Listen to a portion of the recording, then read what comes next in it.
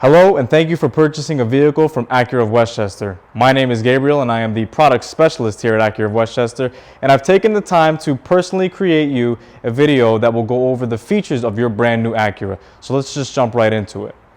To start off, you have keyless access entry. It's nice and simple. You can keep your key in the safety of your pocket, your purse, whatever the case might be. You're going to walk up to your door. You're going to simply grab the handle, give it a pull, and the door is going to open, especially if it's locked or otherwise. And when you hop in, the car is pushed to start, so you're going to depress the brake pedal. You're going to press the engine start-stop button one time. That's going to turn on your engine. Now, usually what I do with my customers is I like to make sure that they're comfortable in their car, and they set up the seat and the mirrors and the steering wheel the way they'd like. So I'm going to go ahead and do that now. So to adjust my seat, I'm going to come over here. I've got this longer lever here that does 4 different motions. It brings my seat either forward or back or up and down. And it actually tilts as well, so it does 6 motions. I can tilt my seat up or back if I feel like reclining a little bit. Same with this lever in the back here. This will actually adjust the back part of the seat so I can adjust my, align my back to make myself a little bit more comfortable, or recline it if I feel like driving a little lower back. Once I'm done with that, I'm going to adjust my mirrors by using what I have here. These are my sliders. If I want to adjust the left mirror, I'll push this to the left, and then I can adjust it however I see fit. And I can do the same with the right by pushing it to the right, and then when I'm done, push it right to the middle. When you want to adjust your steering wheel in the RDX, there's a lever right here on the side. You're just going to pull it down, and then you can bring it up, down, towards you, whatever you feel is most comfortable for how you drive. And then when you want to lock it in, just push that lever right back up into the middle. Once you've finished adjusting the mirrors the way you like in your seat, of course, you're going to be able to save that to your key. All you have to do is hit set, and then number 1, or set, and number 2. So when I deliver my cars to my clients, I like to use a 3-part system that I created to make it as simple as possible. And I like to start from the middle and move my way to the left. So before I actually go over that screen, I'm just going to go over the basic features that you have in the middle dash here. So I'm going to start off, of course, with the power for the radio, which is right up here. You just give that a push, and the radio is going to turn on or off. If you want to adjust the station or seek for a new track, you can do it manually, or you can do it on the screen, which I'll show you in a little bit. Otherwise, you've got your hazards here. And then you also have your temperature control moving down. So if you want to raise or lower your heat for the driver's side, you have these options here. You also have the passenger side over here. You've got on and off for your fan, the mode that you want the air to come out from, air conditioning, if you want to raise and lower your fan speed. You have your air circulation here. And then, of course, you've got your front defogger, your rear and side mirror defoggers as well. Just keep in mind that sync just means that both temperatures in the car will go up and down together. Now, moving down, you've got your heated seat, which comes standard in your RDX. It has high, medium, and low settings. This option here is a ventilated seat. This only comes if you've purchased an A-Spec or an advanced RDX. Auto will just adjust the heat settings for the seat based on the temperature on the outside. Okay. Same for the passenger side. They have the heated and ventilated seat option as well. Now, dynamic mode in the middle. This is for the different power modes to the car. So this is a little bit different than other Acuras. What you're going to do is you're going to just kind of twist the knob to the right or to the left. You've got a standard sport mode. If you flick to the right, you have another sport mode, which is Sport Plus, or you have Comfort if you're looking for a smoother drive, and of course the newest Snow for the winter time. What that's going to do is it's going to give more power to the front wheels to give you better traction and grip. Now moving over to the left over here, this is a regulated feature. This is the idle engine stop. It's going to basically stop the engine at a red light or a stop sign to save you gas. If you're not a fan of this feature, you're going to give it a simple push and it will disable. You just got to keep in mind every time you turn the car on, this feature will be on. Okay.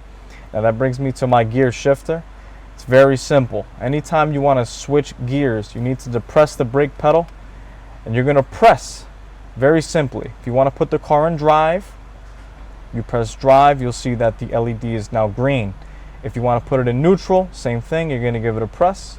If you want to put the car in park, give it a press. Reverse is the only one of the four that's different. You're going to pull this back, you'll hear the beep, and you're going to get your camera up there on the top screen. I'm going to go back and park here. So speaking of the screen, that is the next thing I'm going to be talking to you about. It's all controlled through the true touchpad interface that Acura has implemented into the car. So no, it is not a touchscreen. Keep in mind, it is one-to-one, which means that wherever you put your finger, it will highlight on that part of the screen. But some people find that a little bit difficult, and I'm actually inclined to agree. I personally look at it like a trackpad on a laptop, where if you hover around with your finger, it will do the same exact thing, and it actually makes it easier to navigate through, sort of like your phone as well. So for instance, if I wanted to go into FM radio, I'm going to come over to it. Keep your finger down on the pad. The minute you lift up, you're going to lose where you were. So make sure to always keep your finger down while you're hovering around. When you want to select the option, you're just going to press it once and let go. Don't hold it down. And it's going to bring up your menu. Now, like I said, you can use your seek options to change the radio station, or if you're feeling more tech savvy, you have the buttons on the screen here where you can do the same exact thing. You have a scan option, of course, and you can also tune if you feel like being a little bit more specific about what station you want to listen to. There is the back button here if you decide you want to go back to your main screen. Now, to add a preset to your FM radio, AM, or Sirius XM, it's actually very simple, and I've made a very simplified way of doing it. You're going to start, let's say I wanted to add 99.9. You're going to start off with add favorite, and you're just going to come over to current station. Now let's say you wanted another station. Let's say you wanted 103.9. Start off with add favorite. You're going to go to from station list. And there's two ways that you can actually navigate through this. You can either swipe your finger vertically to go through the different options, or hover over until you're at these arrows, and you can press either up or down to select the station that you prefer. So let's go and find that station we were talking about, which is 103.9. I'm going to select it, and sure enough, it's added as a preset. Now, in total, you do have 12 presets for FM and XM, 6 for AM. When you want to get to your next screen, you'll notice that on the bottom there's that little white pip. If you sort of swipe your finger, it's going to bring you to your next set of presets, so on and so forth. If I want to go back to my main screen and I want to get out of the radio option, there's this little house or the home button. You give that a press and you're back to normal. Now you have a bunch of different options here, such as the navigation. Same thing applies, just give it one quick press and call it a day. Turn on your connected features, and then you're going to get a map, updated map with showing you your current location. If you want to use the navigation, it's very simple. You're going to come down to find, and you're going to hit search. Now, with the brand new RDX, it's a little bit different. It's sort of arts and craftsy, where you have to kind of draw out where you would like to go. Z. And you can see it does different things. It can be a little tricky though, so my preferred method is to go up on the top right to the keyboard. The fastest way to go about doing this is to start off with a zip code and then work your way that way. So I'll put in a random zip code, for instance, and I'll hit enter, and it'll give me options based on that zip code. If you have an entire address to put in after the zip code, it will actually be a little more precise and exact, but you get the idea. Another way to go about doing it is to use the voice commands in the car, which I personally believe is the fastest and most efficient way to use the navigation if you have the navigation package. So to go about doing that, you've got your voice commands button on the left hand side over here. You give it a simple press. Take me to 2155 Palmer Avenue in Larchmont, New York.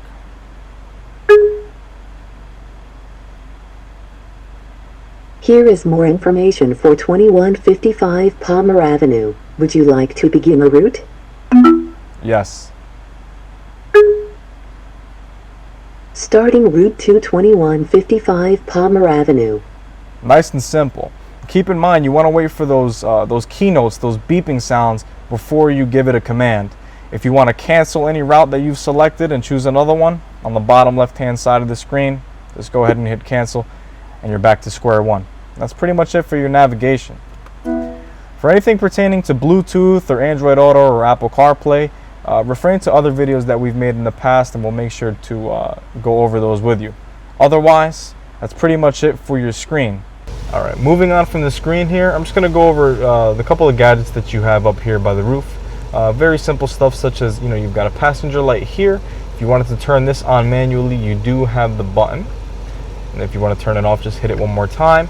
What I usually do to make it easier for the customers, I love to make sure that this is on in the middle.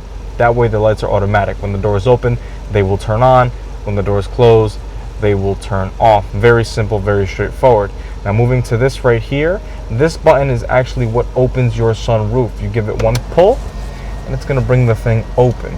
You can stop it short if you hit it again, otherwise you're going to get full access to that beautiful panoramic roof. If you want to actually open the glass, that's going to be on the left hand side right here. You give this a push and it's going to start off by opening halfway, and you'll notice it stops a little short. If you pull it again, you get the full opening of that first panel. If you want to close it, push it towards the close. And of course, if you want to just tilt it, you're just going to push it straight up. Nice and simple. So we're going to go ahead and keep that closed. Over here, you've got two different safety buttons. You have your roadside assistance, which pretty much comes standard with a lease. And then you also have your Acura Link button, which you will have a 3-month package giving you access to a voice concierge so that you can go to your favorite restaurants or whatever the case might be. And that's pretty much it for what you have up here. And of course, you do have your sunglass visor. Okay, so now all we have left pretty much is the wheel and onward. So I'm going to start off on the right hand side, make it as simple as I possibly can. You do have your cruise control here. If you want to start your cruise control, you're going to hit main. You'll see those two green lights pop up in the middle there. It's ACC and LKAS. ACC stands for Adaptive Cruise Control. LKAS stands for Lane Keep Assist System, and I'll explain what those are in a minute. When you engage the cruise control and you want to set a desired speed, you're just going to push this down to set, and it will set at whatever speed you prefer. And then if you want to turn your cruise control off, just hit main again. This right here is probably the most important thing in the car. This is your maintenance wheel. So when you scroll through it, you're going to see things like your tire pressure, your oil life, so on and so forth. You can also see the range of your gas to know how much you have left in the tank before you have to fill it. Moving on to these features here.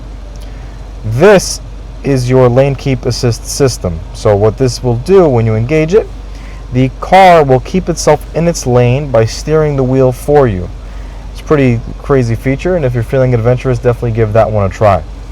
This one right here is known as low speed follow. There's 4 different modes to it. There's very long range, long, medium, and short. All this will do is it will keep space between you and whatever car is in front of you. Of course, you've got your standard horn here in the middle.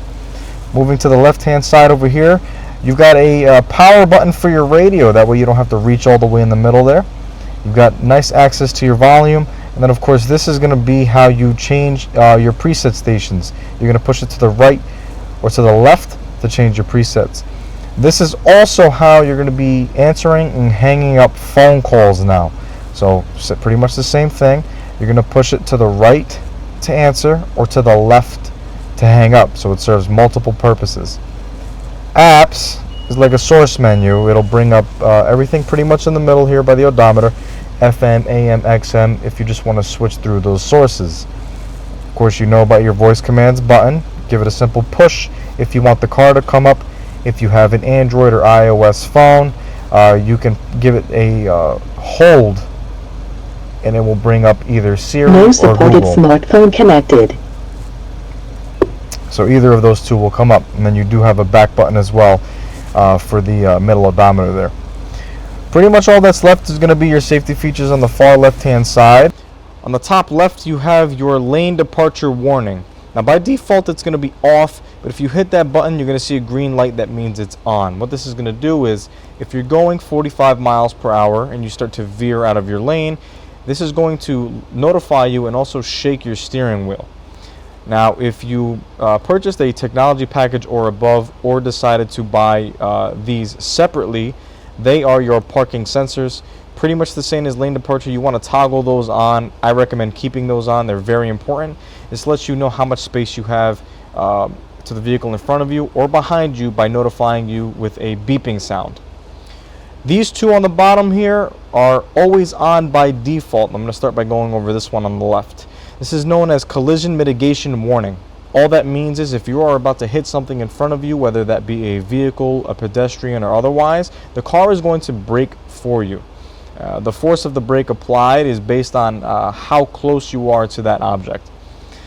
This right over here is your vehicle stability assist. Basically all that means is in bad weather or if the car slips, it's going to help you stabilize the car so you don't spin out and get into a accident. Right over here, this is the brake hold. It's literally how it sounds. When you turn on this feature, when you brake, the car is going to actually hold the brake for you. So you can take your foot off the brake and rest it for a second, and just when the light is green or you're at a stop sign and you get a chance to go, just put your foot on the gas and the car is going to move again. Now this down here is your emergency brake or parking brake. It's very simple to turn on. All you have to do is push that lever in. You're going to see that red light indicating that the emergency brake is on. When you want to turn it off, depress the brake pedal all the way and give it a pull.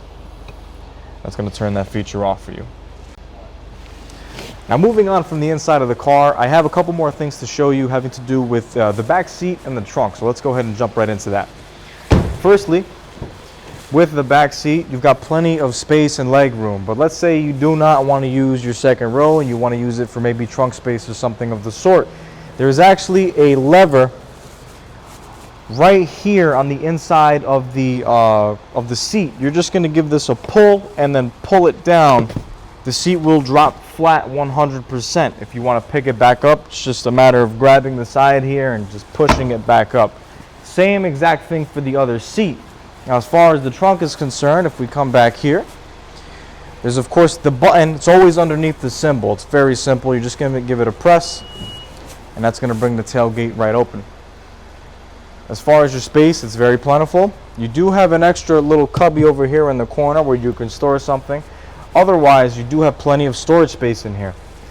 There's something here, a little lever. Just give this a push and a pull, and you have an incredible amount of storage space. But that's not all you have. You see this little pull string here. You can actually pull this up, and you have more space as well as the kit to help you get your tire out from underneath the car. Okay. That's pretty much it for the tailgate and the RDX in general. I want to personally thank you for purchasing a vehicle from Acura of Westchester. And if this personal delivery video wasn't enough for you, please feel free to give us a call at 914-834-2222, and a sales representative will be happy to assist you. Otherwise, please don't forget to follow us on our social media pages to get up-to-date information on all of the vehicles and other day-to-day activities that we do here at the dealership. Other than that, I'll see you soon.